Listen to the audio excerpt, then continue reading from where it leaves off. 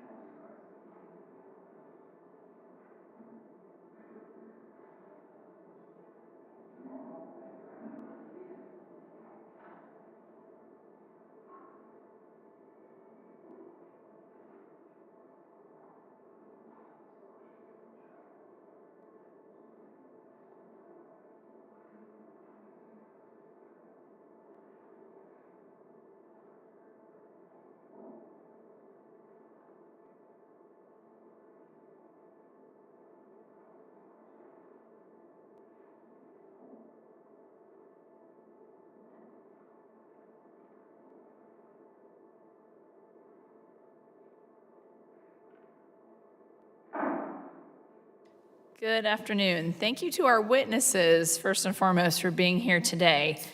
In today's hearing, we will examine a variety of bills impacting the VA's disciplinary authorities, disability claims processing, medical center security, acquisition process, and whistleblower training. I'd like to thank Representative Pappas for sitting in for Ranking Member Mervan, who will be joining us during the hearing. I'll begin with my bill, H.R. 3504, the VA Medical Center Security Report Act. My legislation requires the VA to survey each of their medical centers annually on the status of their police force and report that data to Congress. The VA operates 144 police units at VA medical centers and has approximately 6,000 police officers, chiefs of police, deputy chiefs of police, and physical security specialists nationwide. Unfortunately, violent crime has been on the rise at VA medical centers. In fiscal year 2018, 3,141 violent crimes were committed. By fiscal year 2021, that number more than doubled to 6,505. Not only are VA medical centers becoming more dangerous for employees and veterans, but they are also becoming less safe for VA police officers. Medical centers across the country are experiencing high turnover and staffing shortages in their police departments. I understand that VA police have recently made large strides to fix some of these troubling issues. However, Congress still needs a better picture of the specific challenges that each medical center faces, as well as the broader issues plaguing VA policing, so that we can determine if further congressional action is needed. My bill will help Congress and the VA understand these challenges better by requiring the VA to gather information on the type and frequency of criminal activity at the medical center over the past 12 months, the number of vacant positions for department police officers at each medical facility, all identified security weaknesses, and much more. While they are not here, I would like to thank the American Federation of Government Employees and its National Veterans Affairs Council, as well as the National Federation of Federal Employees, for endorsing the VA Medical Security Report Act. I look forward to discussing my bill with the witnesses here today. Now I will turn to Chairman Boss' bill, H.R. 4278, the Restore VA Accountability Act, which I co-sponsor. In 2017, the VA Accountability and Whistleblower Protection Act was signed into law by President Trump. The bill passed Congress with broad bipartisan support and was endorsed by over a dozen VSOs, two of which, the VFW and American Legion, are testifying here today in support of the Restore VA Accountability Act. In the 2017 Accountability Act, Congress gave the VA Secretary authority to expedite the removal, demotion, or suspension of VA employees based on misconduct or substandard performance. Unfortunately, decisions from the Federal Circuit, the Federal Labor Relations Authority, and the Merit Systems Protection Board defied congressional intent, rendering the authority provided in the 2017 Accountability Act unusable for most of the VA workforce. In April of this year, the VA stopped using this authority altogether, as courts have made it too weak and complex to be effective. The Restore VA Accountability Act would make sure the VA has the authorities it needs to remove poor-performing employees and deliver the high-quality benefits and care that veterans deserve. After Representative Pappas' opening statement, I will recognize Chairman Boss to deliver some remarks about how his bill will restore accountability at the VA. Next on the agenda is H.R. 196, the Expediting Temporary Ratings for Veterans Act, sponsored by Representative Rosendale. The Inspector General has documented widespread errors with the VA's temporary disability rating process. Veterans are often not receiving the ratings they are due, receiving them late, or being underpaid or overpaid. I'm eager to hear more from Representative Rosendale and our witnesses about how H.R. 196 can help eliminate errors and delays that harm veterans. The next bill we will be considering today is H.R. 4461, the Modernizing Department of Veteran Affairs Disability Benefit Questionnaires Act, sponsored by Representative Luttrell. I'm a proud co-sponsor of this bill, which would improve disability benefit questionnaires, or DBQs, which are a critical part of the disability compensation claims process.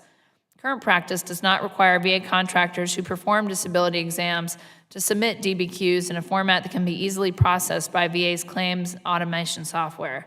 This leads to backlogs and delays that could be avoided through standardization that allows the VA to process and adjudicate claims faster. As the VA moves forward with automation, a standardized DBQ process will be crucial to timing and accurate claims processing. To close out our agenda, we will be considering H.R. 2733, the Department of Veteran Affairs Office of Inspector General Training Act, sponsored by Representative Underwood.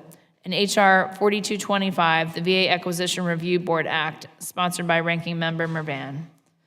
I again want to thank our witnesses for being here today, and I look forward to our discussion. I now recognize Representative Pappas for his opening remarks. Thank you very much, Chairwoman Kiggins, and I'm looking forward to the conversation today about a number of bills on the agenda, but I want to keep my remarks brief and just focused on one issue at the outset. And one of my primary interests here is to better understand the potential effects of Chairman Boss' bill, H.R. 4278, the Restore VA Accountability Act. Now, in 2017, Congress passed the Department of Veterans Affairs Accountability and Whistleblower Protection Act. It was based on well-publicized problems at the time. Congress believed then that VA needed new authorities to hold bad actors accountable. Over the last 6 years, VA's implementation of the law has been repeatedly challenged in cases before the U.S. Court of Appeals for the Federal Circuit, the Merit Systems Protection Board, and the Federal Labor Relations Authority. I believe Chairman Boss' intent with H.R. 4278 is to address the issues that have caused the courts and MSPB to overturn disciplinary actions. However, based on VA's testimony and some of the statements for the record provided for this hearing today, I'm not confident that H.R. 4278 will have the intended effect of reducing the number of disciplinary actions that are overturned, or that it will lead to more timely disciplinary actions being taken when warranted. Madam Chair, I would like to ask unanimous consent that statements from the Partnership for Public Service, the Senior Executives Association, the American Federation of Government Employees, the National Federation of Federal Employees, and Dr. Donald Kettle as well be entered into the record for today's hearing. Without objection. Thank you. VA in its testimony raises concerns that H.R. 4278, if implemented, would be subject to extensive litigation and constitutional due process challenges, making the department no better off than it is now with the original 2017 law. As is suggested in the testimony from the National Academy for Public Administration and in statements for the record from the Partnership for Public Service, the Senior Executives Association, and Professor Donald Kettle, there are many other facets to accountability and performance. For example, VA's overall performance and accountability may also be strengthened by better ensuring the right employee is hired for the right job, improving performance management processes, growing professional development and training programs for managers, rethinking the department's organizational structure, and improving leadership stability. I hope this hearing will shed light on these and other issues so that this committee can ensure we're focusing our attention on the greatest areas of need, and as we commit to working together in a bipartisan and bicameral manner, always with a focus on strengthening VA's accountability. So I want to thank you again, Chairwoman Kiggins, for allowing me to sub in here, and I look forward to engaging with the witnesses, and I yield back my time. Thank you, Mr. Pappas. And I now recognize Chairman Boss to speak on his bill, the Restore VA Accountability Act. Well, thank you, Chairwoman Kiggins. I appreciate you holding this legislative hearing and including my bill to restore the VA Accountability Act. Now, I've been in Congress for not as long as some, but I've been around for a while. But I have been here long enough to know that this town has a very short memory. In 2017, Congress made a very, very powerful statement when it passed the VA Accountability and Whistleblower Protection Act. Back then, Republicans had control of the House, Senate, and the White House. Before President Trump signed it into law, we passed that bill by voice vote in the Senate and with 368 yea votes in the House. Congress was united in this because veterans and the American people were fed up with bad VA employees not being held accountable. They demanded that Congress act, and we did. We gave the VA Secretary more power to remove, demote, and suspend any VA employee for performance or poor performance or misconduct. And you know what? The law started moving the needle. The 2017 Accountability Act led to a 50% increase in removal actions, which is in part led to veterans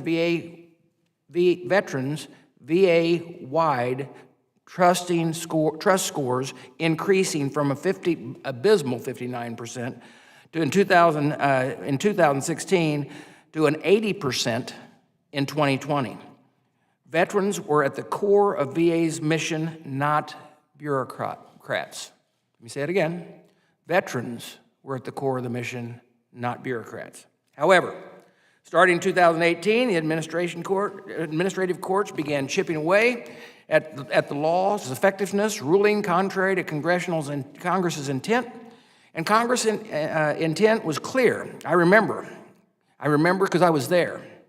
VA agreed and appealed a number of these decisions, but the time that VA was spending in court to justify their use of disciplinary authorities in the 2017 Accountability Act was unworkable. Earlier this year, VA announced that because of these legal headaches, they would stop using the authority in the 2017 Accountability Act altogether. Remember when I said that this town had a short memory? Now, we are right back where we were 6 years ago. We cannot afford to backslide and wait for the same tragedies that occurred in Phoenix VA Hospital and drove the popular bipartisan support behind the 2017 Accountability Act to repeat themselves before we act. Congress needs to restore the accountability at the VA. My bill will make changes and improvements to the 2017 law to make Congress's intent even clearer. This will all allow the Secretary to be able to remove the small percentage, and I say that, a small percentage of employees who are hurting veterans in weeks or months rather than years. We owe it to the hardworking VA employees and our veterans to hold those at the VA not doing the right thing accountable. I look forward to the discussion here on my bill today, and with and listening to the witnesses here today. With that, Madam Chair, I yield back. Thank you, Chairman Bost. I now recognize Representative Rosendale to speak on his bill, the Expediting Temporary Ratings for Veterans Act.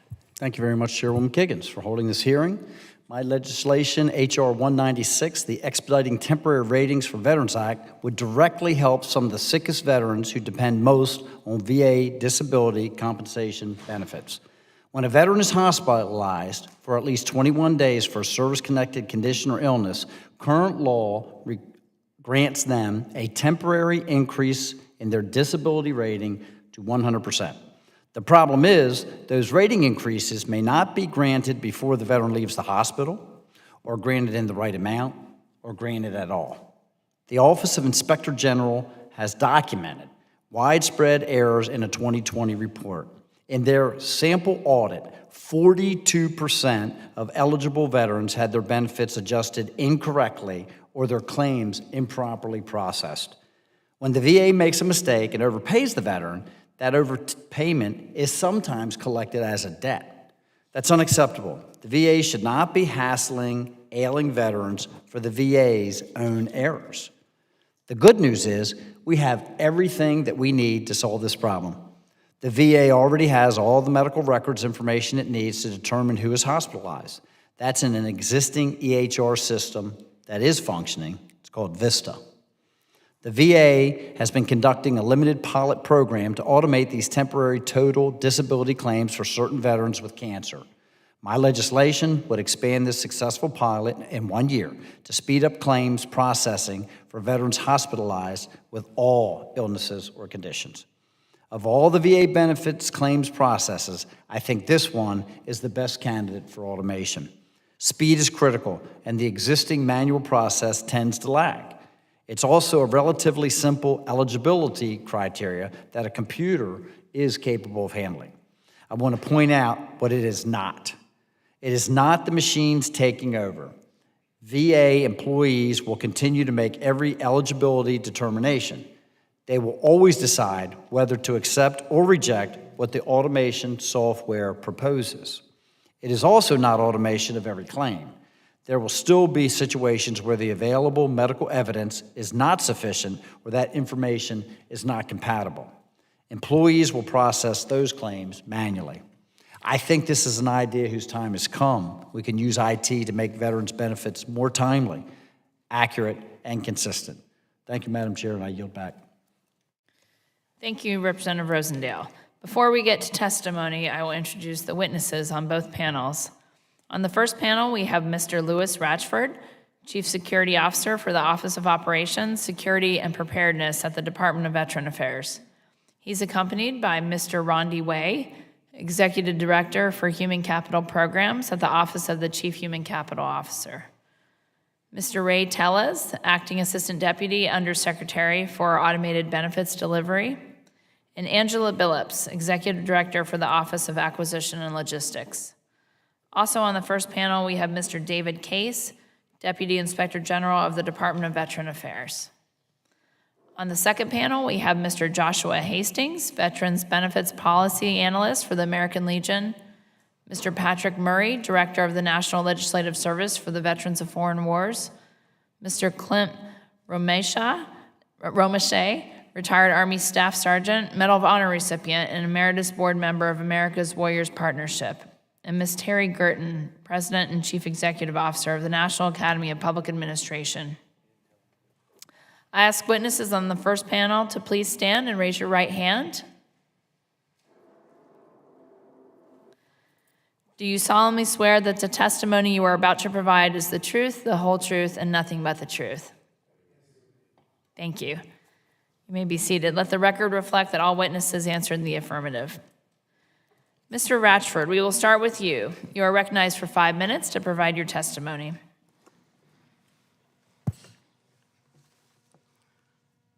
Good afternoon, Chairwoman Keegans, Ranking Member Mervin, Mr. Pappas, and other members of the subcommittee.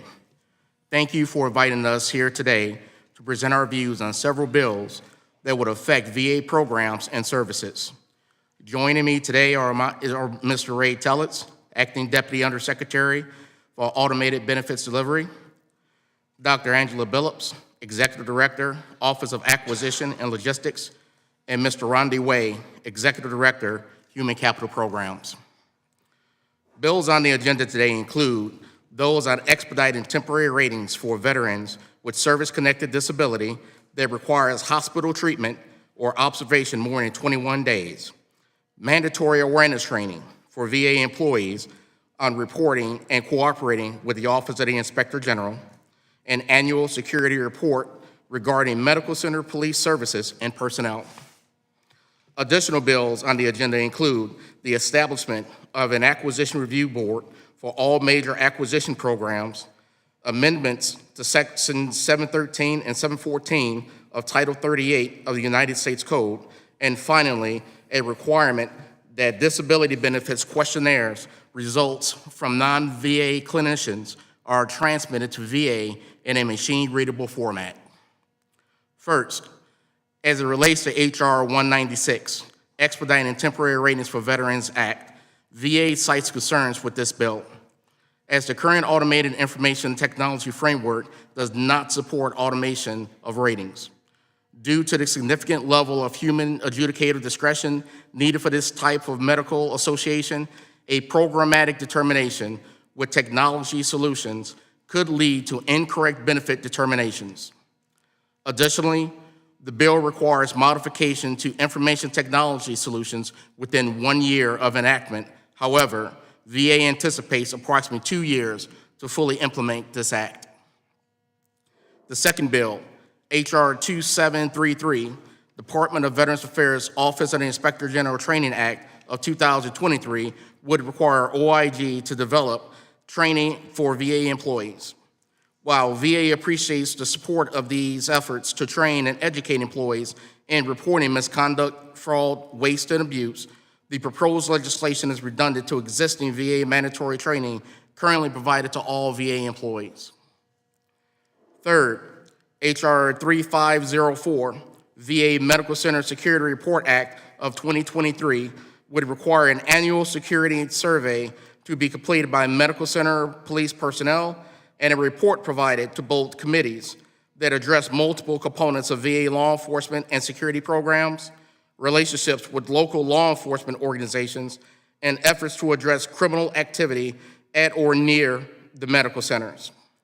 VA is committed to providing a safe and secure environment for our workforce, veterans, and all who engage with the VA and our facilities. As such, VA supports this bill, subject to necessary appropriations as a measure to complement the current police inspection program. Fourth, H.R. 4225, VA Acquisition Review Board Act of 2023, would amend 38 U.S.C. by directing VA to establish an acquisition review board for all major acquisition programs. The bill will establish a program management framework for all major acquisitions and non-major acquisitions at the discretion of the Deputy Secretary. VA supports this bill if amended and subject to appropriations. Fifth, H.R. 4278, Restore Department of Veterans Affairs Accountability Act, would amend Section 713 and 714 of Title 38 U.S.C. codified from the VA Accountability and Whistleblowers Protection Act of 2017. VA does not support this bill. A part of ensuring veterans have trust and confidence in the VA is holding employees accountable for misconduct and poor performance. We are confident that the authorities currently available to the VA are sufficient to hold employees accountable for misconduct and poor performance.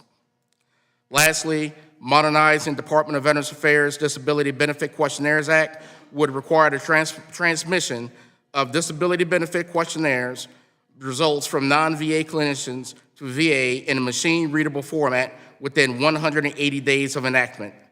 VA supports this bill, if amended, and subject to the availability of appropriations. The bill will help further VA's automation initiatives, and it would enable VA to identify instances of fraud and ensure the completeness of the questionnaires. Madam Chairwoman, thank you for the opportunity to present VA's views on the draft bills. This concludes my statement and would be happy to answer any of your questions members of the committee may have. The written statement of Mr. Ratchford will be entered into the hearing record. Mr. Case, you are now recognized for 5 minutes to provide your testimony. Chairwoman Kiggins, Ranking Member Mervan, and subcommittee members, thank you for the opportunity to discuss the need for H.R. 2733. This bill would greatly enhance OIG oversight by requiring new VA employees to receive training within 1 year that focuses on their responsibilities to promptly report crimes and serious wrongdoing to the OIG and to cooperatively engage with its staff. It also allows the Inspector General to send at least 2 messages annually through VA's email system to all personnel to enable direct communications. We thank Representatives Underwood, Womack, Pappas, and Dave Joyce for introducing this very important bill.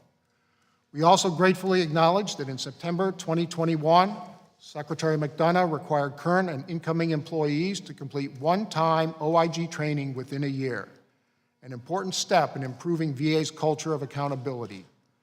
The OIG has not always had this level of support and cooperation. That is why legislation is still needed to make certain the training mandate is institutionalized and not reliant on the decisions of future VA secretaries. The OIG is aware that the Senate is considering changes to S-1096, the Senate companion bill, and we do not object to the changes. Through the IG Act, Congress authorized the OIG to request any information or assistance from the department necessary to carry out its duties, which includes prompt access to employees, facilities, systems, and equipment. While the vast majority of the OIG's interactions with VA personnel are positive, some employees have been given direction contrary to the IG Act, such as being told that they cannot share information with OIG staff without first clearing it through supervisors. In other instances, VA personnel have provided incomplete, significantly delayed, or misleading information. For example, on a project related to the efficacy of the user training on the new electronic health record system, the OIG team repeatedly asked for raw data, but received summarized information that was incorrect. It was leaders' carelessness, though unintentional, that produced far more favorable statistics on training outcomes than was accurate, and if not detected, may have been reported by the OIG to Congress and the public. VA employees' prompt and accurate reporting of a suspected wrongdoing will save lives. For instance, a former Arkansas pathologist worked while impaired for years before a medical facility employee reported him to an OIG inspector on site for a routine review. An intensive OIG criminal investigation led to the pathologist receiving a 20-year prison sentence for actions leading to the misdiagnosis of approximately 3,000 patients with 3 related deaths. VA personnel at every level and in any position can identify and address the misuse and waste of millions of dollars each year by knowing how and what to report to the OIG. In one case, a purchasing agent uncovered a fraud scheme involving a medical facility chief steering a contract that resulted in more than $500,000 in losses for VA. A senior VA leader thwarted a vendor trying to sell more than $800 million of non-existent face masks and ventilators to VA during the pandemic by reporting suspicions to the OIG. There are more examples of missing opportunities to protect veterans and VA resources with one common denominator. Many VA personnel did not promptly report potential crimes or problems with systems that affect the quality of services and care to veterans because they lacked information on when and how to do so. That can change. As of June 26, 2023, over 385,000 VA personnel have taken the OIG-developed one-time training that VA Secretary McDonough mandated.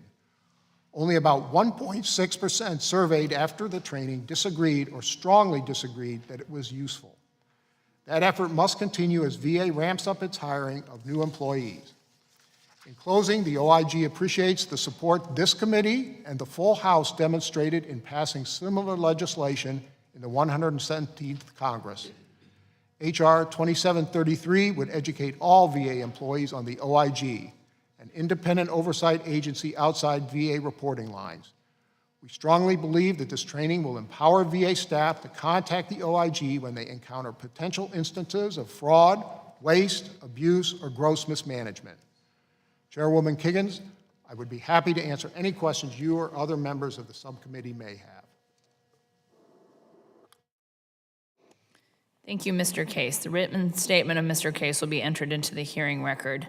We will now turn to questions, and I'd like to recognize Mr. Takano first for his remarks and questions for 5 minutes. Thank you so much, Chair Kiggins, for your courtesy, and Chairman Bost, was a wonderful delight to spend some time with you over the break. My first question is for Mr. Way. With the ongoing implementation of the Honoring Our Pact Act, VA needs all the help it can get to fully staff its workforce. Are you concerned that H.R. 4278, by limiting civil service protections, could deter applicants from seeking employment at VA or discourage qualified individuals from taking on supervisory or leadership roles within the department? Good afternoon. Good afternoon. Thank you for the question. Yes, I am. And I specifically say that because the Act, Section 712, talks about applying to all supervisors. And sometimes when we talk about supervisors or leadership positions, we have a tendency to think that we're talking about senior executive service members, maybe GS-15s, GS-14s. Well, in this case, we're talking about all supervisors, and within the VA, we have roughly 47,000 supervisors. Approximately 35,000 or so will be covered by Section 712. And many of these supervisors, we're talking about wage grade supervisors ranging from WS1 to WS16, and also supervisors in grades as low as GS5, and obviously up to GS15. And so, number one, we're talking about accountability, we're talking about lower level employees. So one, I think this, it would deter current employees from being interested in fleeting up to supervisory positions, and also deter employees from outside the VA coming to the VA knowing that they have limited appeal rights. And so just to kind of clarify, I mean, a lot of members of the public don't understand GS this or that, but we can think of people who are like majors, colonels, all up to general, but we're talking about often case people who might be non-commissioned officers at the sergeant level, right? So if you think of, VA is not a uniformed service, but That's correct. To give some idea, then we talk about 40,000 supervisors out there. Some are very, but this legislation help us understand the way in which it would disincentivize or discourage people, discourage qualified people. Kind of unpack that a little more for me. Just why would someone not want to step forward to be a supervisor under this proposed law? Well, I guess if you think about it like this, and first, you're absolutely right in terms of your follow-up. We would be talking about lower-level employees on the GS civilian side, which would be equivalent to enlisted personnel, for example, E4, E5, E6 in the military.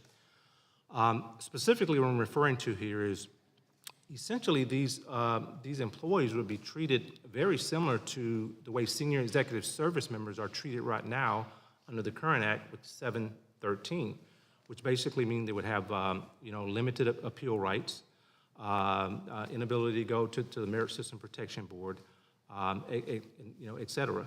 And so for them to look at that and say, hey, I'm coming in, I'm losing rights that maybe I would have right now, or entitlements I would have in serving in another position at another location in the federal government, I would not have that, were I to take a job with the Department of Veterans Affairs.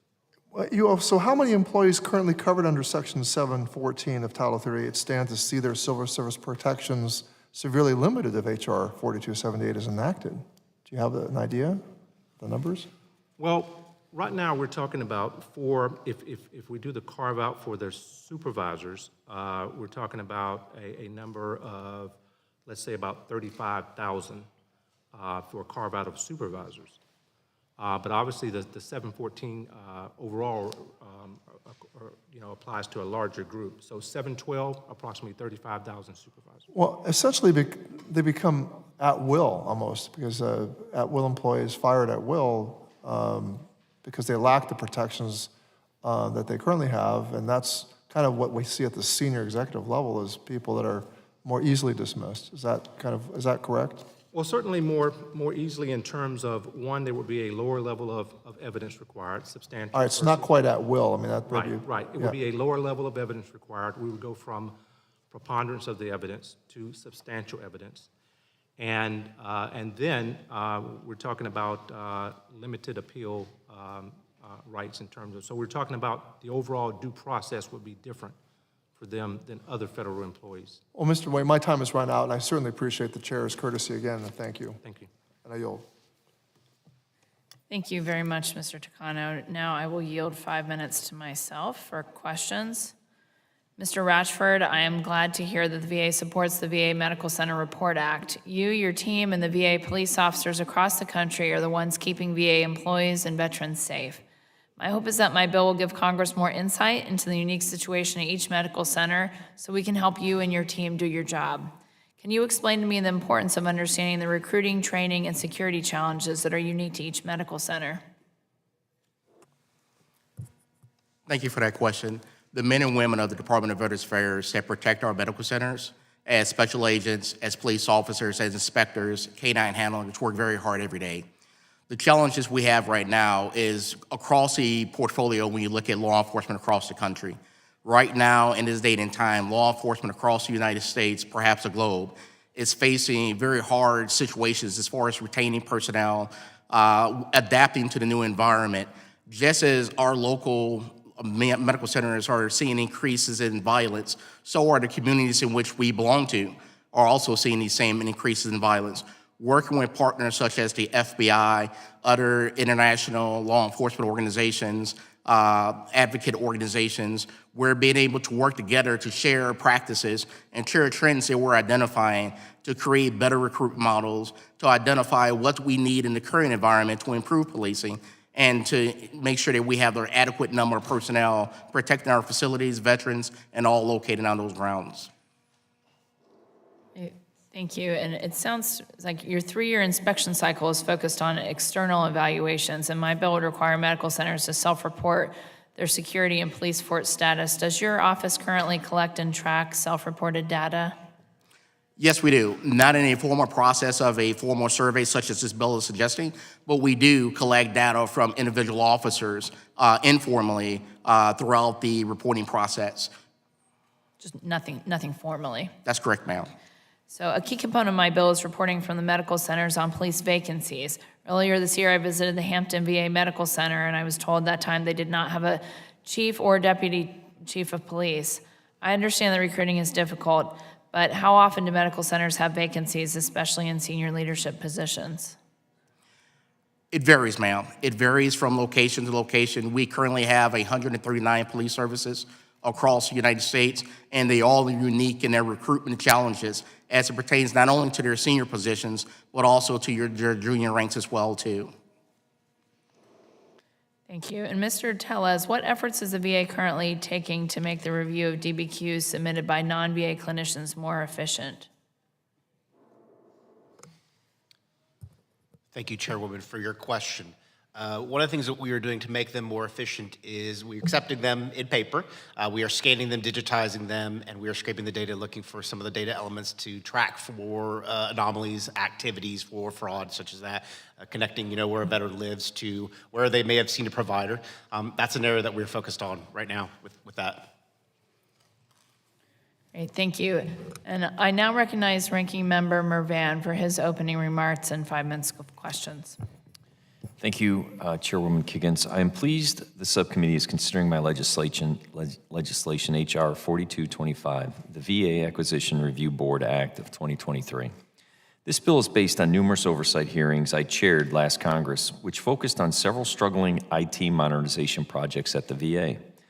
No matter the project, whether it is electronic health records, supply chain system, human resource system, or financial management system, VA has been trying unsuccessfully for decades to modernize key IT systems. The common thread between these projects and their lack of progress has been the lack of acquisition accountability and management. As we discovered with the VA's recent decision to abandon the DIMML's supply chain modernization project, all of the authority to pause or cancel a program that is not meeting requirements at VA lies solely with the Secretary. Programs have been allowed to flounder, go off task, lag in schedule, and result in cost overruns because there have been no formal checks and balances within the VA. This legislation will provide a structure for those checks and balances. It creates a formal acquisition review board chaired by the Deputy Secretary and will require meetings and decision points to determine whether the department has considered the essential cost, schedule, and scope information to begin and proceed with each major acquisition. The board will track the progress in major acquisitions and ensure that programs remain on time and on budget. If not, there will be the ability to pause, fix, or cancel a program. VA is currently undertaking billions of dollars in modernization efforts across the department. This includes the Veteran Benefits Management System. We were able to achieve something historic last Congress with the passage of the PACT Act. My bill, H.R. 4225, will help ensure that IT modernization for delivery of those benefits is done effectively.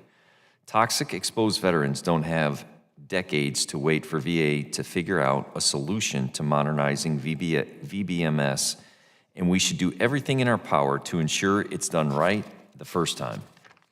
Veterans, employees, and taxpayers deserve better. Not only are these failures incredibly expensive, but we are doing veterans a disservice by not providing them better access to care and benefits. I know my colleagues across the aisle are just as interested as I am in efficient and effective government and providing better results to veterans. Knowing that VA has put the work in and has adequate justification for these acquisitions will give Congress confidence to make necessary investments because we must modernize our IT systems.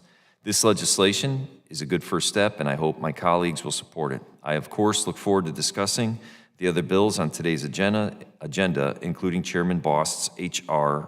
4278, the Restore the VA Accountability Act, which seeks to clarify authorities to discipline VA employees that were originally established in 2017. Since I was not yet serving in Congress when the original VA Accountability and Whistleblower Protection Act was enacted, I am glad Ranking Member Takano was able to join us today to share with his perspective on the Congress's intent with the original law. I understand VA and the stakeholders have raised a number of concerns about H.R. 4278, so I hope the subcommittee can fully consider those today. I know our union partners are very concerned about the impact a bill like this will have, not only on supervisors, but in all VA employees, to include police officers. Before we advance legislation like this, I feel we need to fully understand how it will impact rank-and-file employees. The last thing VA needs is for Congress to create further barriers to recruiting and retaining highly qualified employees. With that, Chairwoman Kiggins, I will yield back. I do. Ms. Billups, I appreciate VA supporting the acquisition review board legislation and appreciate the comments provided. Can you explain for the committee how this legislation will support your ongoing efforts to improve acquisition at VA? Specifically, can you speak to the work that you are already working on implementing? Thank you for the question, and good afternoon, everyone. Yes, some of the things that we're working on at VA is actually building a acquisition lifecycle framework and building that for the purposes of modernizing acquisition management at the VA. And the acquisition lifecycle framework, it starts from the budget and whoever the executive is that owns that vision for that new program or that mission area.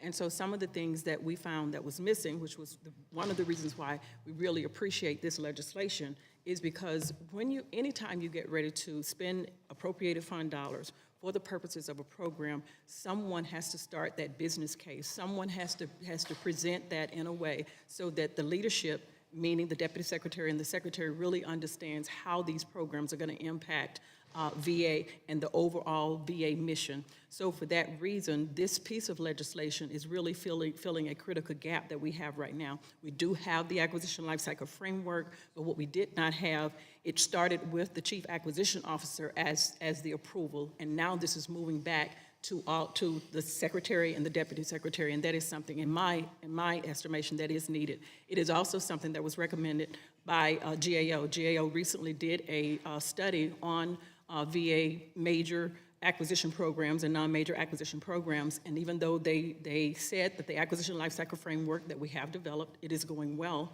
but they didn't feel like VA had enough structure there to kind of support that. And with this legislation, I think we have a complete picture. It is something that we can start working on right away, and it will be something that will improve acquisition management throughout the entire department. Thank you. Can you let the committee know why this is an important initiative for your office, given the years of frustrating results we've seen with large acquisitions at VA?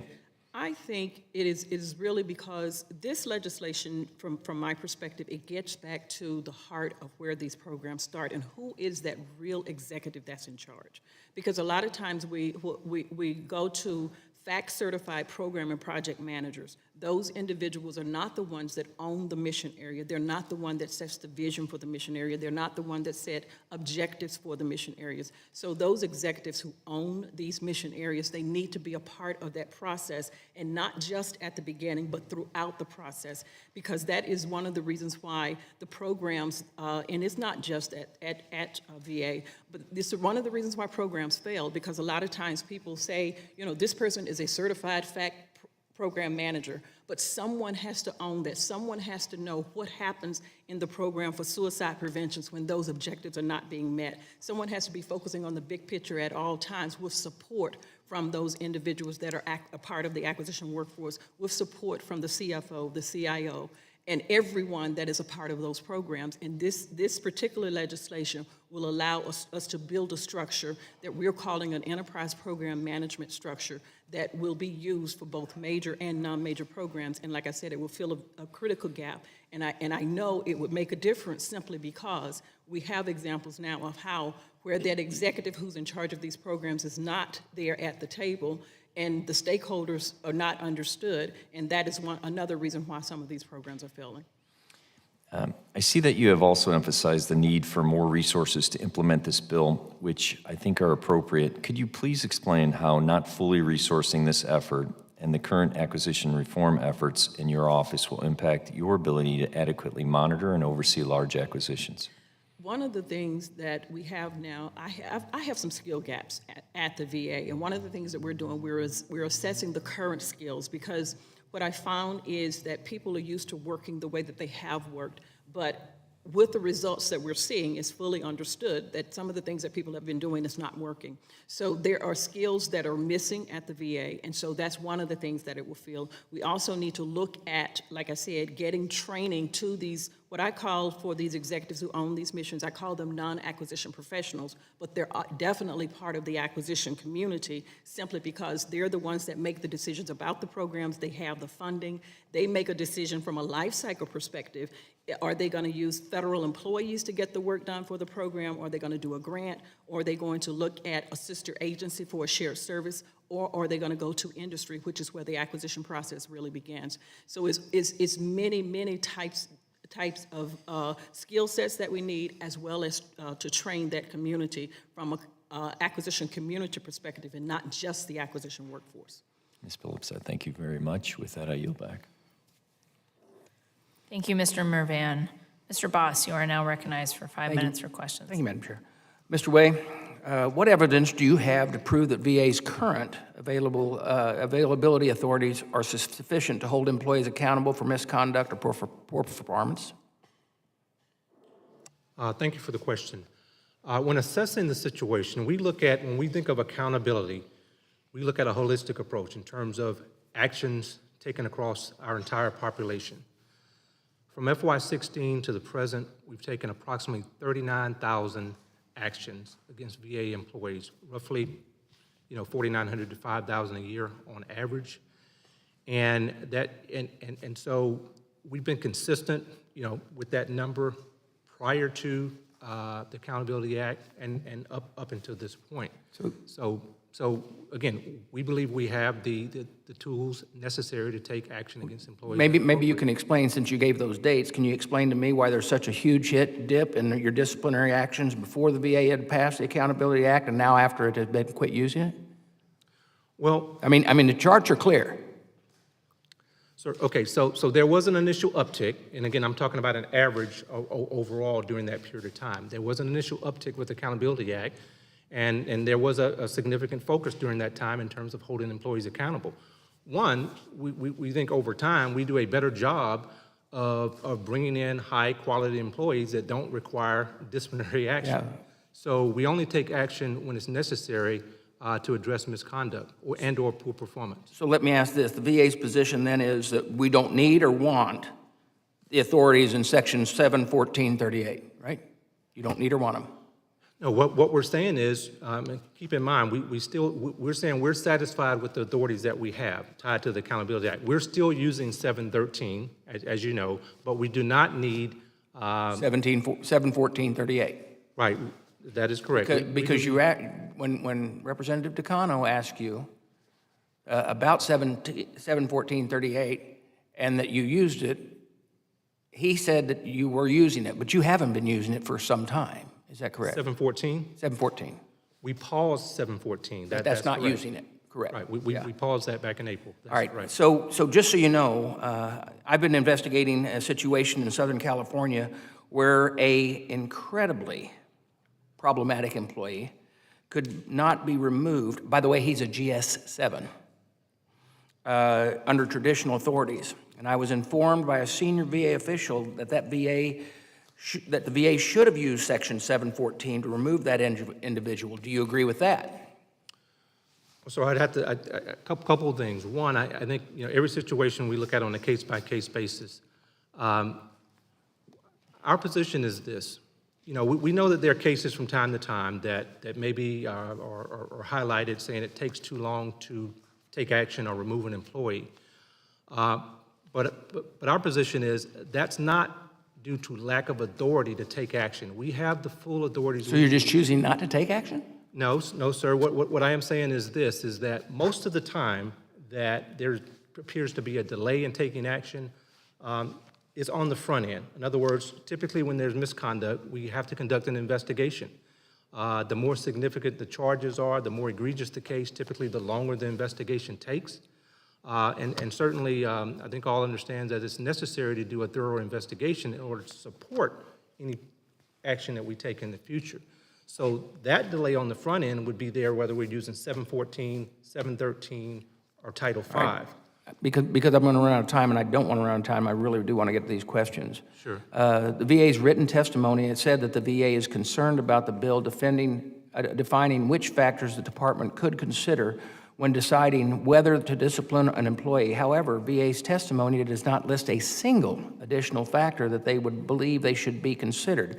Now, I'm always willing to listen. That's why we do this. But nobody has given me any suggestions of what you should add to the list, nor have you said that. You said, no, never mind, we don't want this. Now, what do you think that looks like to the veterans and the people who know that there's people? Look, you have bad employees everywhere. That's just the way life is, okay? I'm not anti-union. Believe me, I was a union firefighter. But something Your agency then needs to give back to us so that we can help you straighten out the problems that exist in the VA that we hear about from our veterans, that we hear about from the employees that you just said. You said, oh, this goes all the way down to lower level employees.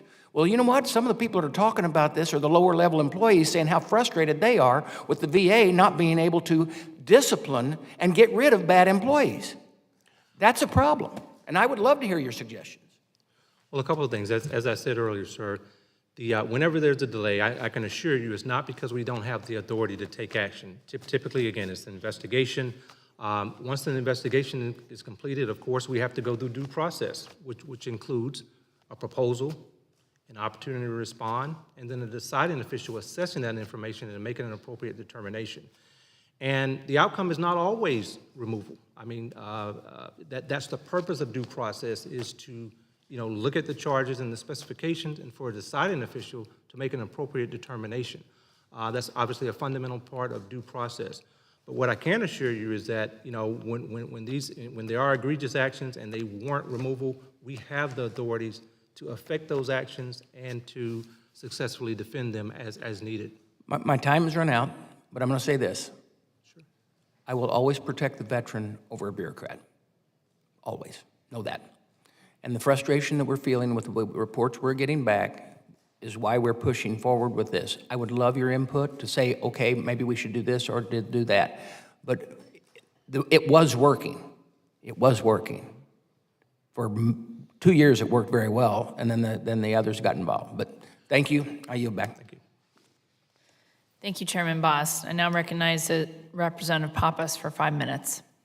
Thanks very much, Madam Chair. I appreciate the testimony of the panel here today. And Mr. Case, I wanted to start with you. I really appreciate the value that the Office of Inspector General adds and obviously plays a critical role in helping to identify waste, fraud, and abuse at VA. And I've heard from many VA employees in New Hampshire, where I'm from, who are unaware of the role of the Inspector General, and it's one of the reasons why I was proud to help reintroduce, along with Representative Underwood, the VA OIG Training Act, which requires all VA employees to complete training developed by OIG that's focused on reporting to and cooperating with OIG. So the requirements set forth in the bill go a long way to increasing awareness of VA's OIG services.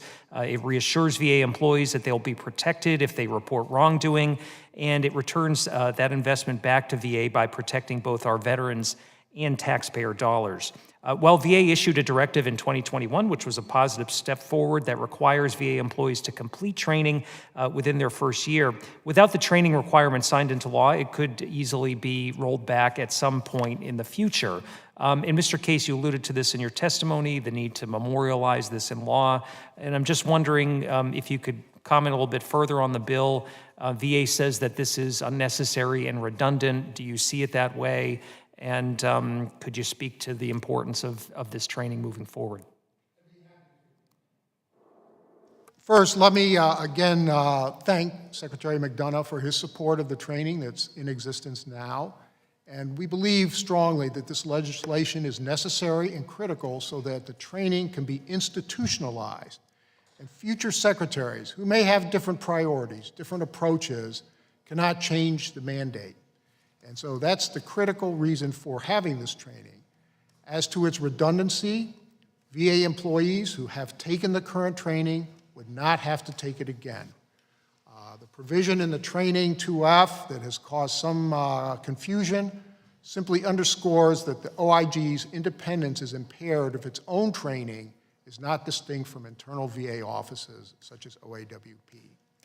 Now, we will continue to work with VA's education team to ensure the training is kept current and accounts for the survey responses of those who've taken the training and their feedback. So we don't believe there's a redundancy here, that in fact there's an importance to having the training memorialized so that VA leaders in the future who do have or may have different priorities don't alter the mandate. Thank you, and I agree with that premise, which is why I've helped introduce this legislation and hope we can get a positive result in this Congress. But I'm wondering, you mentioned the OAWP training, for instance. There's a lot of training out there. Could you talk about how the OIG training differs from, say, the training by OAWP? Again, I'd be happy to. The OIG training that is in existence is specific to our independent oversight function.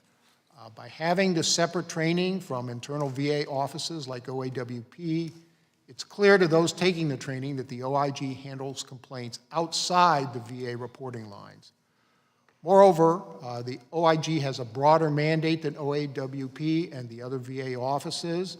The best example is that the OIG investigates potential crimes and has broader powers. So our training references, as it currently exists, other VA offices where appropriate, but our training, the OIG training, is complementary, not duplicative of that other training. Well, thanks for those comments. I'm going to pivot to another issue, and I want to thank Chairwoman Kiggins for her leadership in drafting the VA Medical Center Security Report Act, which I was happy to co-sponsor. As a former chair of this subcommittee, I appreciate the intent of this bill, which is to ensure that our VA police officers have the resources they need to protect veterans at our VA facilities. The bill focuses on medical centers, and I know from my own district that we've got community-based outpatient clinics, a regional VBA office. And Mr. Ratchford, I'm wondering if you could talk about just the security profile across VA facilities and whether it might be worthwhile expanding the scope of this legislation to fully capture the security needs that are out there among a variety of different VA facilities. Thank you for that question. VA police officers are committed to not only protecting VA medical centers, but protecting all VA property, to include the national cemeteries, as well as our outpatient clinics. We have a protection scheme for all of our resources across all the administrations that fall within that category of VA property. We will welcome any support we can get to beef up the ability we have to provide the security blanket, as well as the agility to respond quickly. As you know, many facilities within VA are spread across vast numbers of miles from each of the facilities, where the medical center is the hub. That's where our police officers operate from. That's where our police stations are located. But often they have to drive a very long way to get to those other facilities that we are committed to protecting. So, Representative Pappas, anything that you can provide or suggest, or this subcommittee could provide to help us and give us the agility and capability we need to be more efficient, we will welcome. Well, thank you. I believe the reporting in this bill is absolutely essential to move forward, and appreciate those comments. I yield back my time. Thank you, Mr. Pappas. Chair now recognizes Representative Bergman for 5 minutes. Thank you, Madam Chairwoman. And I, number one, thanks to all of you for being here. When we have these kind of get-togethers, sometimes we have to ask tough questions, and we expect to get tough answers, because what we're talking about here is more than a little complex. But as I look at all your name tags and your job description, if I was to boil it down, we got security, we got human capital, we got automated benefits delivery, acquisition, logistics, and IG represented. And you all have uniquely different missions and what you have to accomplish. So Mr. Case, as the IG, nobody wants to hear from the IG. I can remember that from my military days. If the IG's calling you, it's usually not a good day, even if they're calling you for a reference on one of the people under your command. How long does the disciplinary process for VA employees using your existing authorities take? And I guess maybe if human capital plays a role in this too, but you have to do the investigation, you have to do all of that.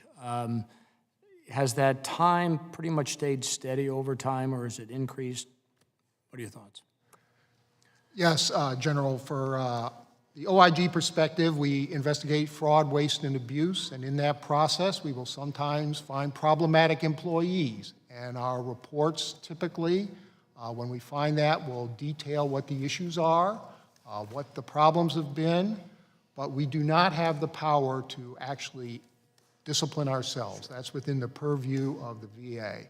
So we will provide those reports to the VA, typically with a recommendation that they consider. Let me ask you a question, because would you like to see that process shortened? And could it be done? Our process, we move as fast as we can. How VA moves against employees or considers it. I'm not trying to ask you to get into others, but you're good to go with how you do your piece of that pie. We are. Okay. So then in that case, you know, Dr. Billups, is human capital, do you believe that a disciplinary process that is plagued with delays and non-action has any impact on recruiting? Did I get that right? Yeah, human capital. Okay, maybe I got my names wrong then. Let me see. Got it. No. Who's human? Oh, I'm sorry, you're right. Another perfect day down the tube. I made it till what time? 3:30? Damn. Okay, let me try this again.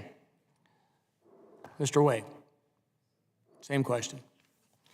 Do you believe that basically disciplinary process, because of the length of time, does it have an impact on recruiting and retention? Thank you for the question. Well, first, the time frame, when we think about the time frame for disciplinary adverse action, they're actually quite similar under 714 and Chapter 75.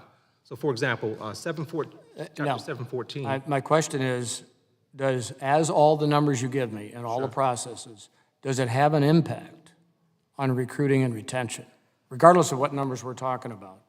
Does it have an impact? Because now that I think I've got your job title right. Correct. You're the guy that tries to get good people hired. That's correct. Okay. Does it have an impact because things take so long on your ability to recruit and retain? Well, yes or no? I mean, bottom line is it could be. I guess it could no, impact. No. It could have an impact. Okay.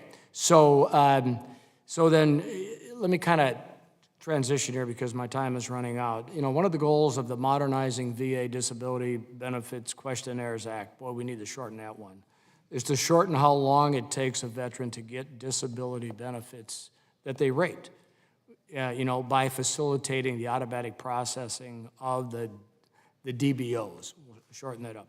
How do technical hurdles like DBOs that cannot be automatically processed, as well as accidental errors, how does that contribute to the backlog? I'm just trying to get to clarify the question, sir. I'll tell you what, I can give it to you, you can take it for the record. Bottom line is, you're trying to, the Disability Benefits Questionnaires Act, we're trying to automate things.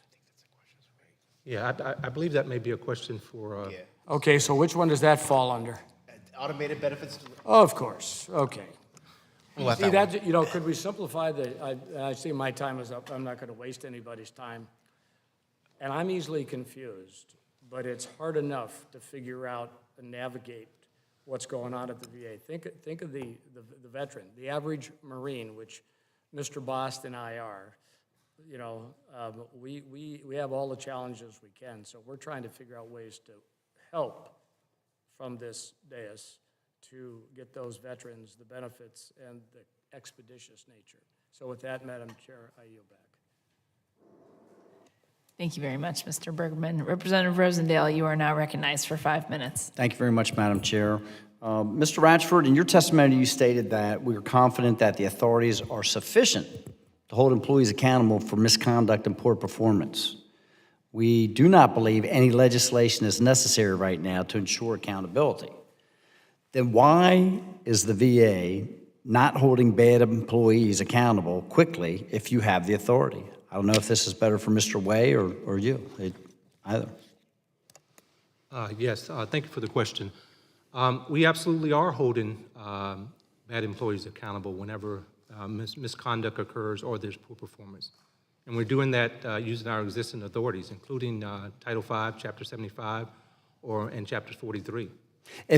One of the things that I don't understand is that the existing process, I think it's 714 was the new Accountability Act that had been passed, doesn't give you any additional ability to hold poor performers accountable.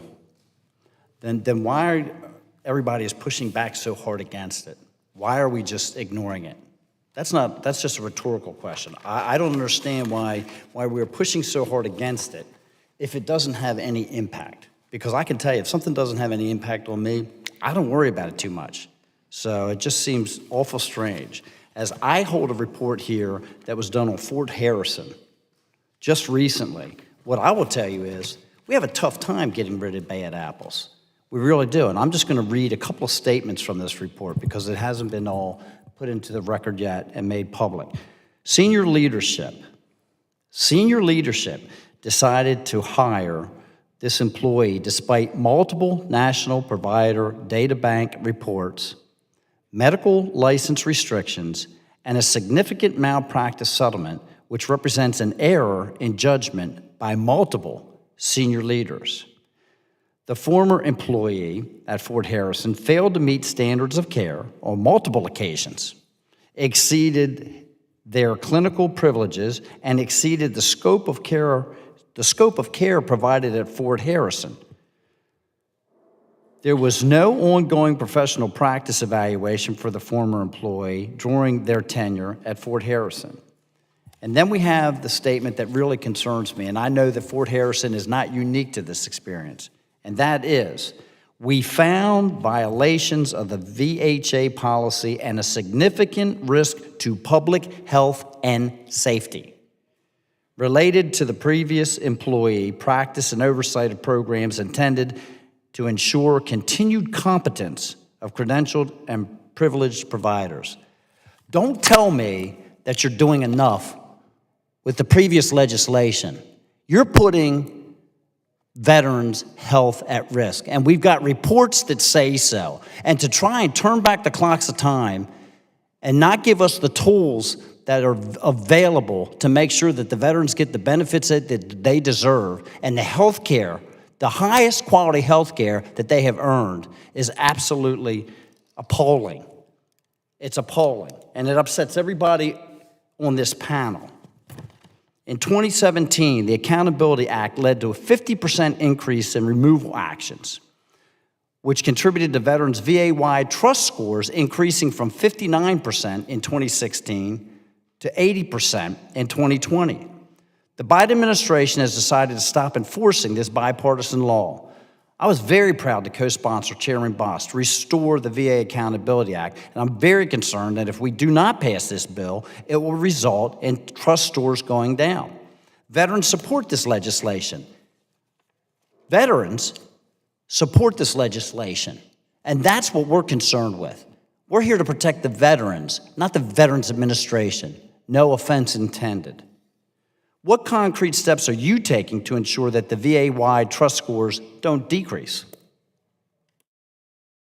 Well, thank you for the question. A couple of things. One, regarding the action, the case that you spoke of earlier, again, I can assure you that if there is a situation that needs to be addressed, it can be addressed under existing laws, rules, and as Chairman Boss said, well, then why aren't you? Because it's not being taken care of. We're certainly happy to, discuss offline in terms of the specific individual case, but overall, we do have the authorities that we need. I will say this. We used 714 really as long as we could. As you know, our reason for pausing 714 is because of the ongoing case decisions that we received from the various administrative tribunals and the courts. We got to a point where that it was really not usable for the majority of our workforce. It only applied to about 75,000. Our concern our concern now is that if we go back and try to revise the legislation, that we'll spend the next few years addressing some of the We'll spend the next several years getting rid of the bad apples, and that's going to create a big backlog. Goodness gracious. Madam Chair, I see my time has expired. I would yield back. Thank you, Mr. Rosendale. Thank you again to our panel of witnesses, and you all are excused from the witness table, and we welcome the second set of witnesses to come forward.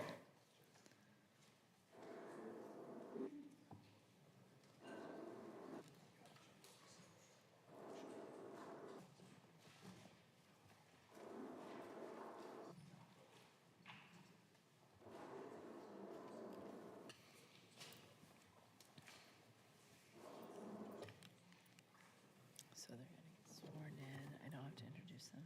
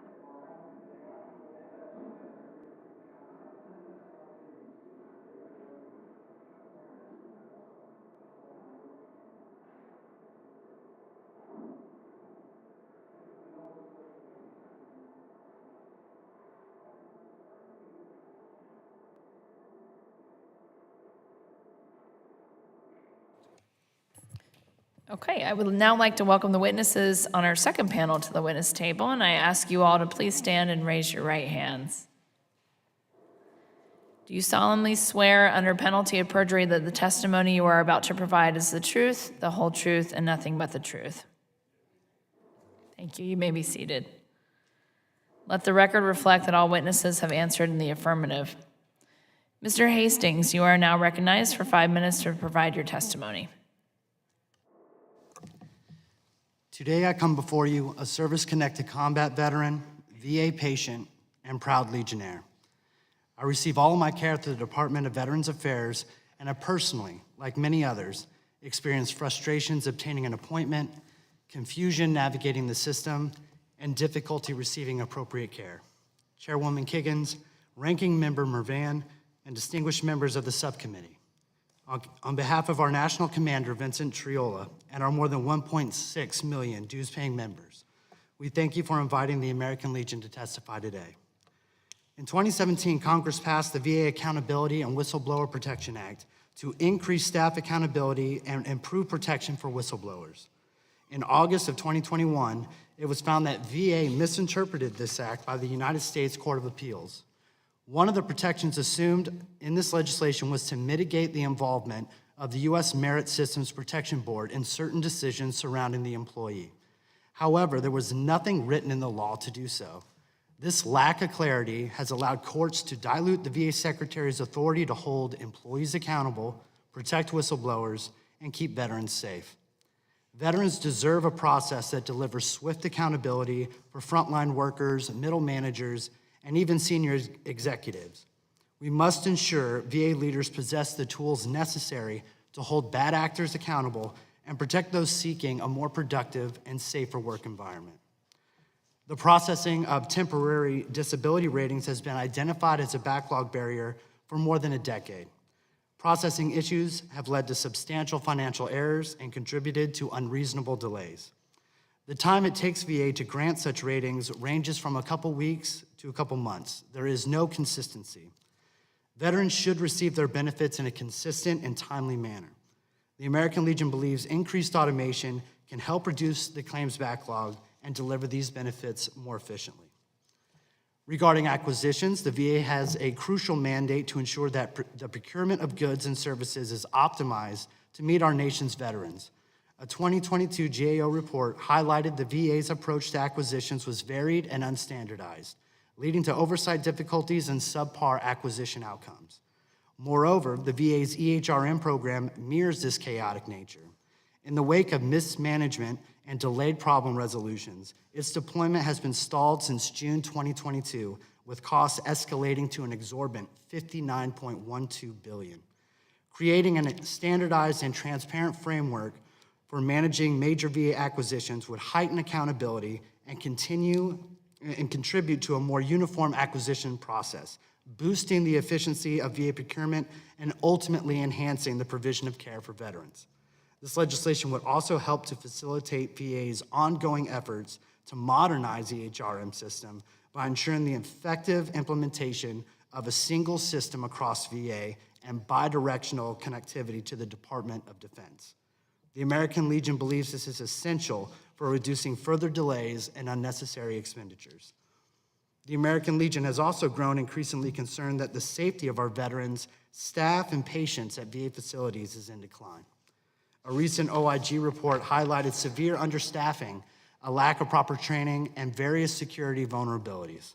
This includes an unsettling 33% average vacancy rate in officer positions across 70 medical facilities, and in some cases, this rate soared to over 60%. This has led to multiple serious incidents, including a bomb threat and firearms being discharged. The American Legion firmly supports legislation that ensures the safety of our veterans extends beyond providing quality medical care. We must do more to improve oversight of VA policing and set a foundation for enhanced safety protocols and more effective staffing strategies.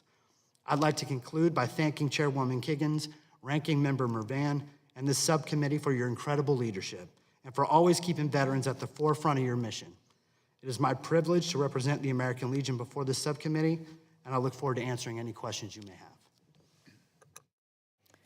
Thank you, Mr. Hastings. The written statement of Mr. Hastings will be entered into the hearing record. Mr. Murray, you are now recognized for 5 minutes to provide your testimony. Chairwoman Kiggins, Ranking Member Mervan, and members of the subcommittee, on behalf of the men and women of the Veterans of Foreign Wars of the United States and its auxiliary, thank you for the opportunity to provide our remarks on legislation pending before this subcommittee. The VFW supports H.R. 2733, Department of Veteran Affairs Office of Inspector General Training Act, to require each department employee to receive training developed by the VA Office of Inspector General for reporting of wrongdoing, responding to requests, and cooperating with the OIG. The VFW believes the OIG performs a critical role in overseeing and investigating the practice of VA, and a vital component of this role is employee input. Training the employees on the role, responsibilities, and legal authority of the Inspector General and the duty of employees for engaging with OIG is important to accomplishing its mission. This training would also empower the employees to identify the circumstances and mechanisms for reporting fraud, waste, and abuse, including making confidential complaints. It would help protect the men and women who aid our service members, veterans, and families every single day. The VFW also supports H.R. 4278, the Restore Department of Veteran Affairs Accountability Act, to streamline authorities to suspend, demote, or fire VA employees that have been determined to warrant such actions. The VFW, along with a broad, bipartisan, and bicameral group of legislators, supported the Department of Veteran Affairs Accountability and Whistleblower Protection Act of 2017, because the VFW and others had seen examples of VA's inability to hold certain employees accountable. The situation at that time was untenable, and broad agreement was something needed to be done. Earlier this year, VA Secretary Dennis McDonough stated VA was no longer using the authority enacted in the 2017 law, as it was creating more administrative and legal problems than was initially known. Well-intentioned laws that cannot be legally enforced hinder VA's ability to perform its vital functions. This important bill includes strong accountability reform for VA employees who do not live up to the standards that veterans deserve. Almost 6 years after the passage of the Department of Veteran Affairs Accountability and Whistleblower Protection Act of 2017, the Secretary of Veteran Affairs still lacks the proper authority to swiftly terminate workers who do not deserve to work at VA. The Restore VA Accountability Act would improve the Secretary of Veteran Affairs' authority to discipline and remove employees who commit malfeasance. This proposal would restore the original intent of the law that had gaps and was not implemented effectively. The VFW believes that VA and Congress must ensure the Secretary has the authority to quickly hold employees accountable for wrongdoing that may endanger the lives of veterans. That's why we support this important legislation. However, whenever we're discussing VA workforce issues, we feel it's also important to stay vigilant about VA hiring. We believe that it is just as important to make sure that we get rid of the bad apples as we refill those ranks as quickly as possible. We urge the committee to continue working with VA to provide them all the tools to also hire and retain high-quality employees who serve our veterans every day. Chairwoman Kiggins, this concludes my testimony. Again, the VFW thanks you and Ranking Member Mervan for the opportunity to testify on these important issues before this subcommittee. I'm prepared to take any questions you or the subcommittee members may have. Thank you, Mr. Murray. The written statement of Mr. Murray will be entered into the hearing record. Mr. Romeshay, you are recognized for 5 minutes to provide your testimony. Chairwoman Kiggins, Ranking Member Mervan, members of the subcommittee, thank you for the invitation to come speak and testify here today. I'm here today on behalf of America's Warrior Partnership as an emeritus board member. However, I'm really here to fulfill my duty. It is the same responsibility I had when I served in the military. You look out for those you serve with, for those on your left and right. I am here for them. For those who you served with in the military, you were given great tasks. You are held accountable and responsible for things that are not done right. Because in the future, you may need to be depended upon to save your friends' lives, and lives are at stake. The VA should be no different, period. Lives are at stake, and those working for the VA must be trusted and dependable. Yet everyone hears the horror stories on the news of the VA employees misbehaving or abusing their authority. The question is, why can't we just get rid of these employees? Instead, it must be focused on what is happening in these workplaces to create an environment that allows these things to happen. When discipline is gone and a culture of responsibility and accountability are not enforced, standards and training disappear. This has a devastating ripple effect, first on morale in the VA and the great employees in the VA that sees what's happening around them. They either give up on trying to do their best or they move on and leave. Next, it causes a loss of trust. For those who went to the VA for help, weren't treated well, weren't seen, and couldn't be heard, find the VA is no longer trustworthy or dependable. And finally, when you develop the reputation for a lack of discipline and accountability, you have a hard time bringing in new employees and talent. If bad employees are tough to discipline and nearly impossible to remove, how can the VA expect to change its culture? Working for the federal government on behalf of the American people to help our veterans is an honor. It is also a privilege that should be removed for not meeting the standards and expectations. Thankfully, Congress has passed the VA Accountability Act, and trust in the VA increased. Employee satisfaction with senior leaders' honesty and integrity increased from 45% in 2016 to 59% in 2020. Veterans' trust in the VA increased from 59% in 16 to 80% in 2020. However, despite the VA's Accountability Act being law, it is no longer being enforced. Putting aside how a federal agency can unilaterally decide not to follow the law, or how a small employee protection board by Congress can claim to overrule popular law, why would anybody oppose this accountability bill in the first place? The answer, sadly, is that money and jobs are at stake.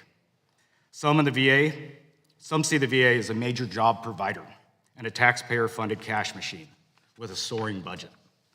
The VA is not a jobs program. This must stop. The VA cannot focus on protecting jobs and focus on helping our veterans. The unions and the Merit System Protection Board and others must choose. The VA must only have one focus, and I firmly believe the VA's sole mission and directive from this government is to take care of those who served our nation. All veterans feel the same way. In fact, Mission Roll Call did a recent poll of 16,000 veterans, and the poll simply asked the veterans, do they believe the VA should continue to follow the accountability law? 89% said yes, and roughly 11% said no. Accordingly, I am proud to fully support H.R. 4278, the Restore Department of Veteran Affairs Accountability Act, and I am thankful for this committee's efforts and the efforts of your colleagues in the Senate. Importantly, this legislation empowers the VA to make a decision without worry to the MSPB interfering or collective bargaining agreements, and will apply to supervisors and managers too, just as they did with the SES employees previously. These employees are working for the veterans and the American people, not the other way around. In short, oversight and reform at the VA is needed, since the same issues are plaguing the VA and have been around for decades, despite the diligent work of this committee. Things need to change, and holding the VA accountable for a lack of progress is a good beginning. I thank you. I look forward to your questions, and I yield back my time. Thank you, Mr. Romeshay. The written statement of Mr. Romeshay will be entered into the hearing record. Ms. Gurton, you are recognized for 5 minutes to provide your testimony. Chair Kiggins, Ranking Member Mervan, and members of the committee, I appreciate the opportunity to testify today. I'm a fellow of the National Academy of Public Administration and have served as its president since 2017.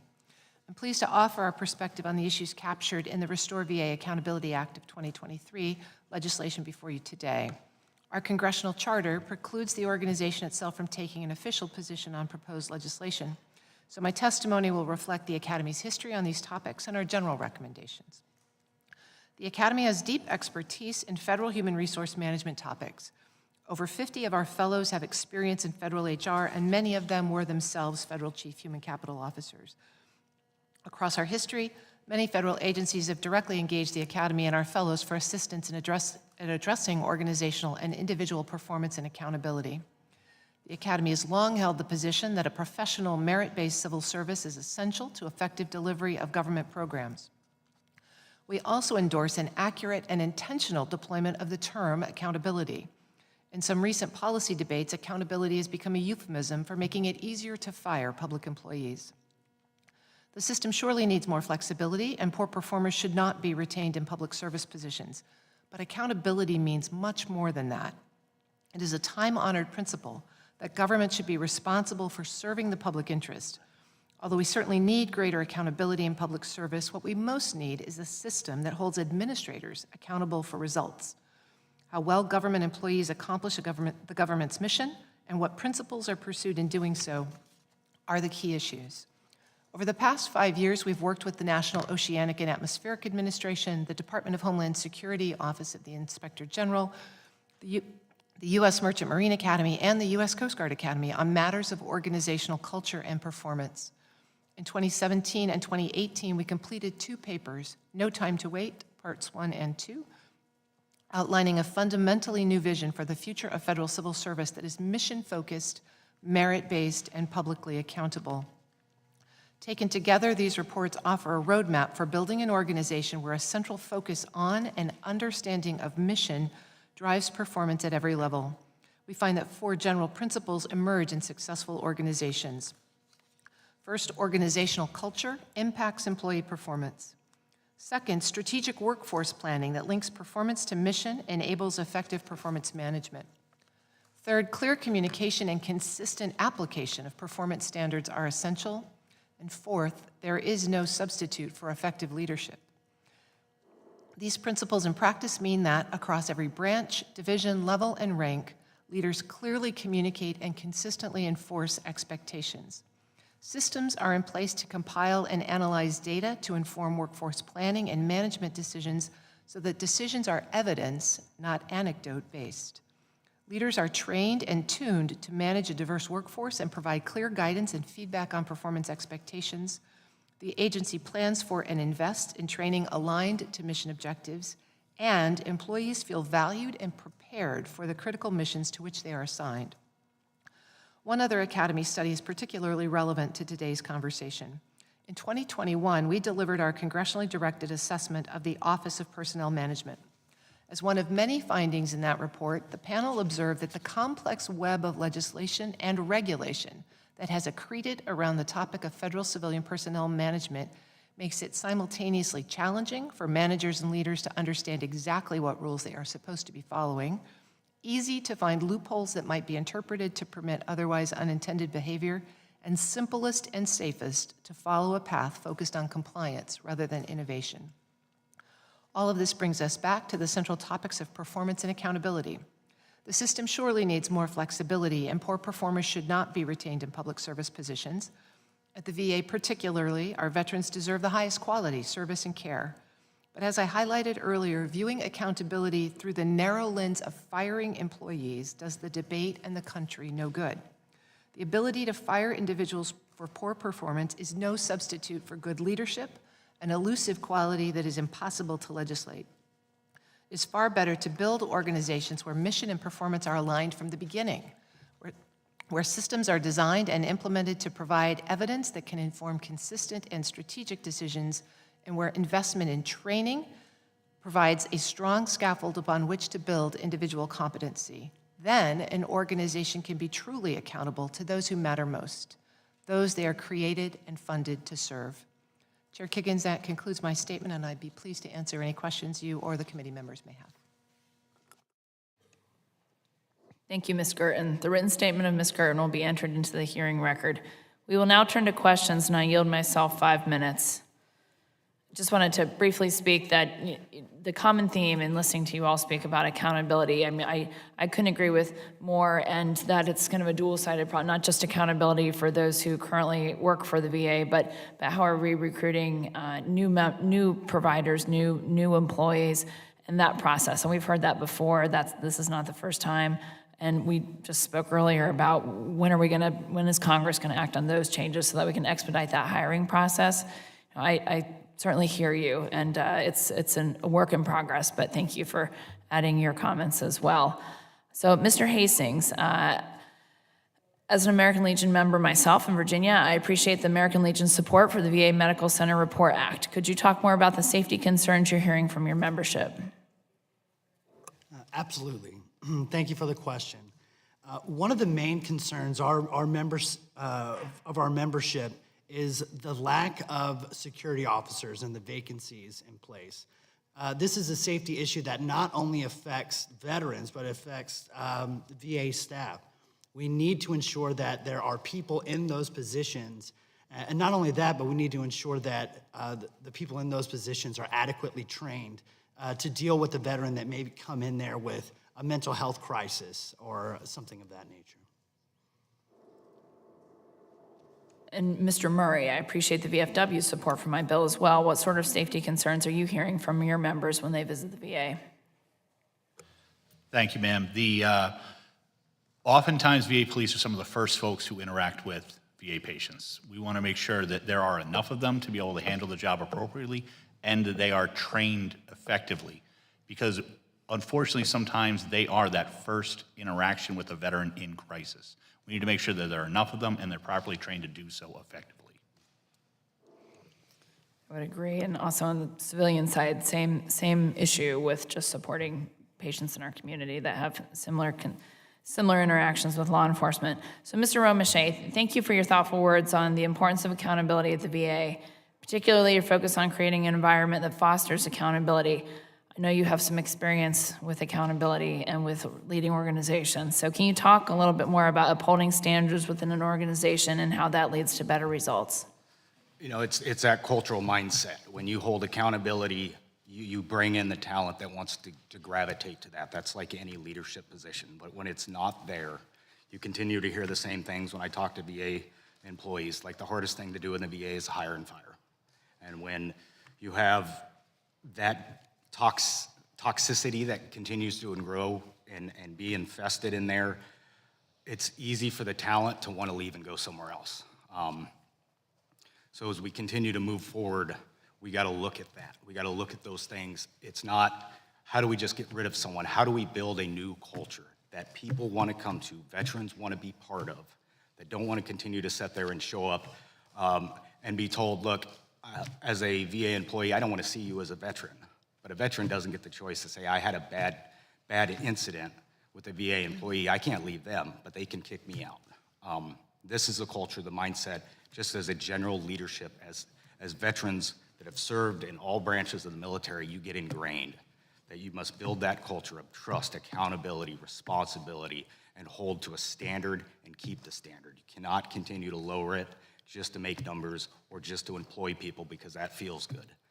The one purpose, the only purpose of the VA should be that veteran at the end of the day. That's the end user. That's who we're here for. That's what this country's built upon.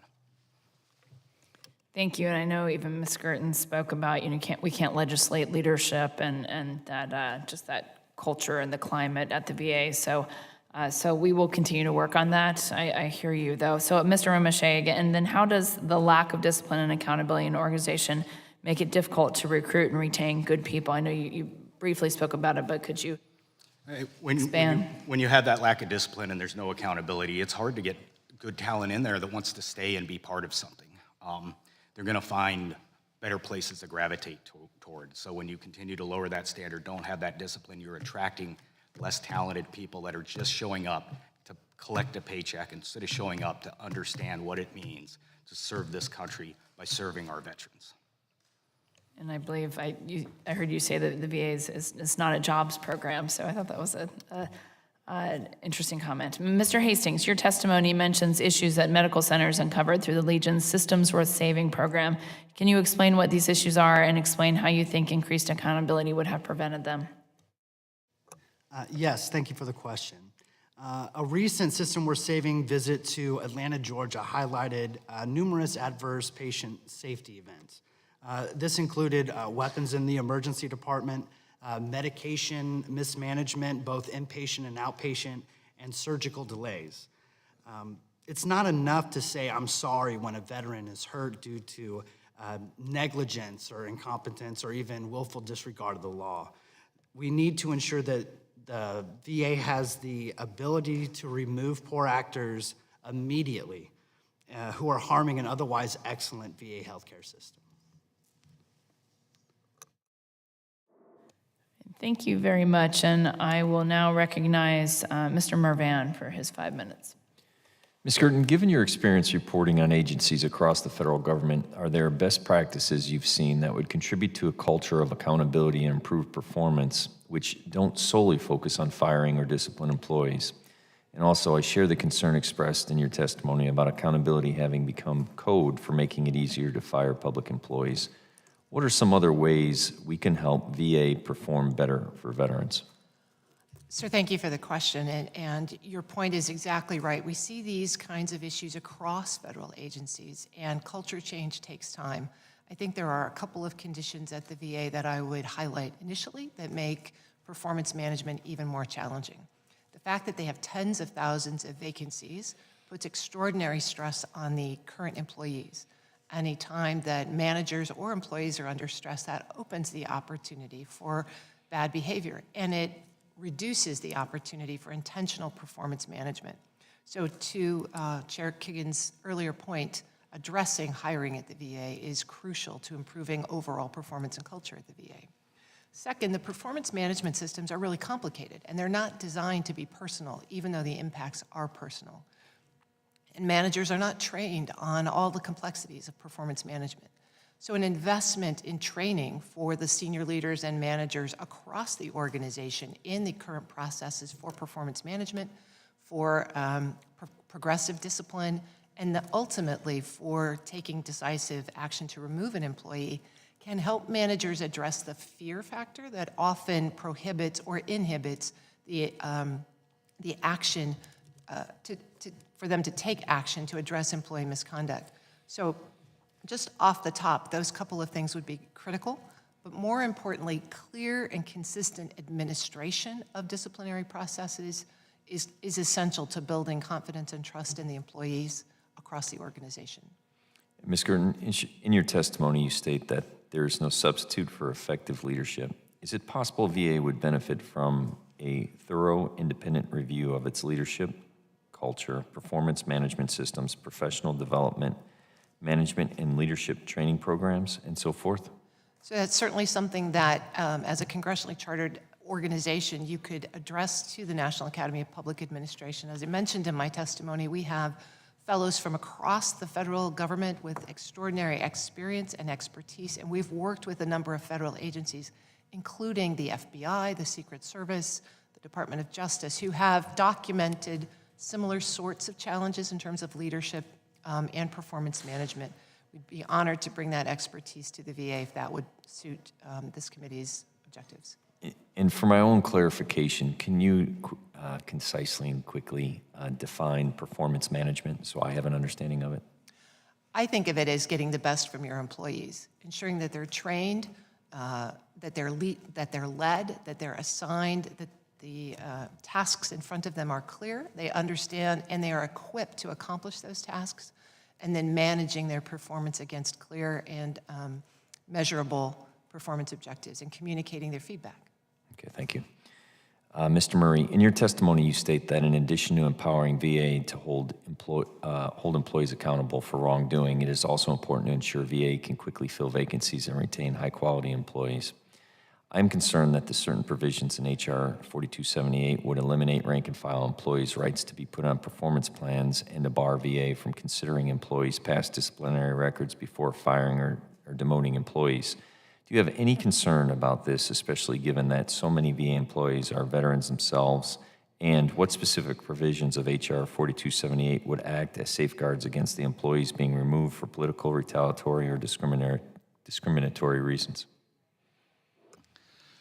Thank you, Mr. Mervan. We believe the substantial threshold is what we think should be that first line to make sure that if an employee is deemed to cross that substantial threshold, that should be enough that if either the Merit Systems Protection Board or a judge sees that, they can overturn it if there is not a substantial level of evidence for the suspension, the firing, and the demotion.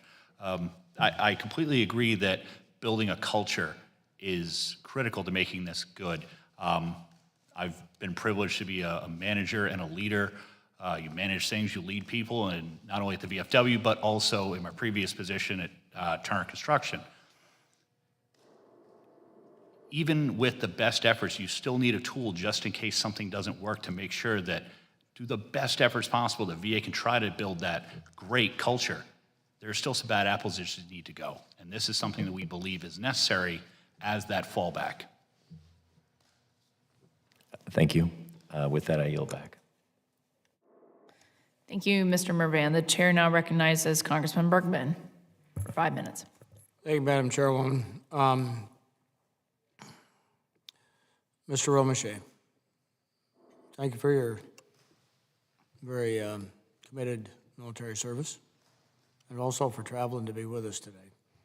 Can you discuss how the teams you've worked with have been a success? You know, the teams I've worked with found success is again, by building that culture, to understand that you need to depend on each other, and when you tell someone you're going to do something, you're going to do it. This should be a result-driven idea that our mission is this is what we need to accomplish. The VA's mission is taking care of that veteran. And if we put that first and foremost, everything else will fall in line. And if you look at the data that we've seen over the last few years, the trust in the VA increased when we had the VA Accountability Act implemented. It went up with employees and veterans.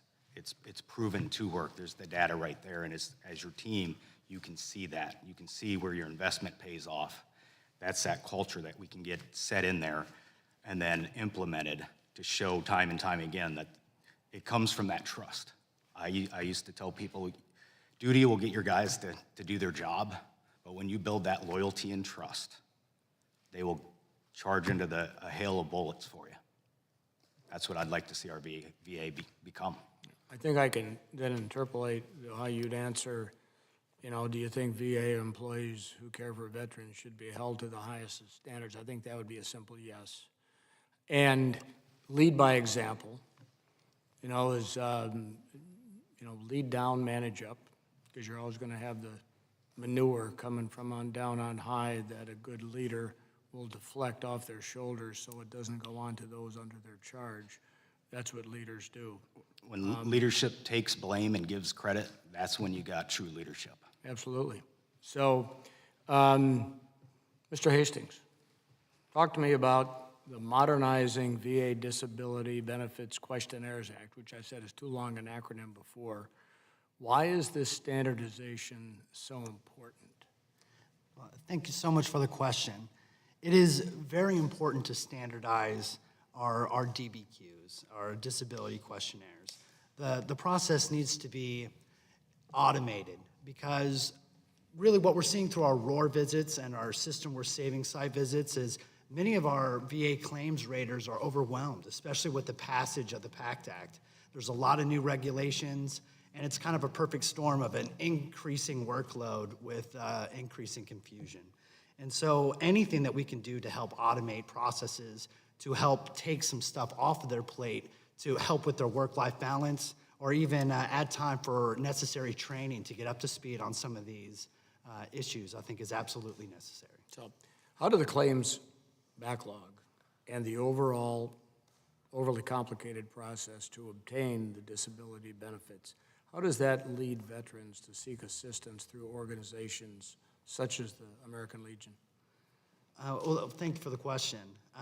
I think the frustration of the backlog, I think, is what drives people to us. One of the things that separates the American Legion from other organizations that might do claims is we'll take the claim from start to finish. We're not just throwing an initial claim out there. We'll walk you through the initial claim, but then we're also right there next to you when you need an appeal or something like that. We take it all the way to the finish line. And there are several organizations that do that around the country, VSOs, and, you know, being a life member of the VFW and longtime member of the American Legion and countless number of Marine Corps League detachments, all of those which accept my dues gratefully. The point is veterans are looking for solutions, and they, in the end, they're going to go to the best place, regardless. Some might be free, some may, whatever works for them. Is that the kind of environment we're trying to create? We want to make sure that veterans are being taken care of appropriately. There's no, there's no one entity that has the be-all, end-all to serve, to help veterans, because different parts of the country, different capabilities, individual, collectively, whatever it happens to be. But in the end, the VA has too complicated a system when it comes to that veteran just kind of navigating the waters themselves, or whatever we can do to make sure that veteran gets the benefits they rate, then that should be a suggested set of solutions. Fair enough? Absolutely. Okay, with that, Madam Chairwoman, I yield back. Thank you, Mr. Bergman. The chair now recognizes Representative Rosendale for 5 minutes. Thank you, Madam Chair. Mr. Romichaud, I'm sure that you heard earlier that the 2017 Accountability Act led to a 50% increase in removal actions, which contributed to veterans' VA-wide trust scores increasing from 59% in 2016 to up to 80% in 2020. And we had a lot of discussion earlier about what the impact of that was since we've had this pause on the Accountability Act. Do you believe that passage of 4278 will help us rebuild that team environment that you're talking about and help rebuild that trust? I absolutely do. I think it'll pull out some of the obstacles that are frustrating our VA and keeping those good employees motivated to continue to help the veteran. I think it's a no-brainer. It's been proven in the past. Why are we sitting here today still talking about something that we've already seen work? Have you, in your experience, have you seen that if you've got a bad employee, that it doesn't just impact the productivity of that individual, that it actually impacts the productivity of the individuals that are working with or around that person as well? You know, in the military, when you would have that one soldier that would come up short, always be the guy in trouble, he was normally the one that would get put on KP or stay back in the rear and never have to go on patrol. The guys that were always depended upon, that could be counted on, had to go out there and be the forefront. And that mentality sometimes gets, well, if I'm doing the right thing all the time, why am I out here getting shot at when I could be less than ideal and sitting in the talk and the air conditioning? Sort of the expression, iron sharpens iron. The better you are, the better the team is, then everyone performs at a much higher level. Everybody would you elevates. Say? Very good. I appreciate that. How does the result, how does this result in worse care for veterans when we have that type of a situation? Because we're not in the field. We can't take an employee and hide them back in the kitchen necessarily. Well, it just spills over with what you see when you go there as a veteran. I mean, my first experience in the VA was that last year in the Army. I went to go get my medical records, made sure everything I had, all my ducks were in a row, and the day I got out and I showed up for my first VA appointment, I realized I had to start over from day one because none of those records transferred over. And right there from day one, it's a very frustrating thing to be a veteran and realize this is the system I'm about to come into. It's hard and it's a battle of attrition, as a lot of men and women that go through the VA have come to realize. And when you meet that employee that doesn't want to be there that day, that has that less than ideal attitude, that just let me check the block, let me get out of here, let me just ask you a questionnaire and not let me get to know who Staff Sergeant Romachet was, you don't want to go back. There's many, many men and women that'll have that first experience and will never go back. How many veterans do we not have in the VA system that has earned that right just because of a bad experience with a bad employee? Thank you very much. Mr. Hastings, thanks for testifying today. I appreciate the American Legion support of my legislation. You mentioned that increased automation can help reduce the claims backlog and deliver benefits more efficiently. Can you expand on that just a bit? Absolutely. Thank you so much for the question.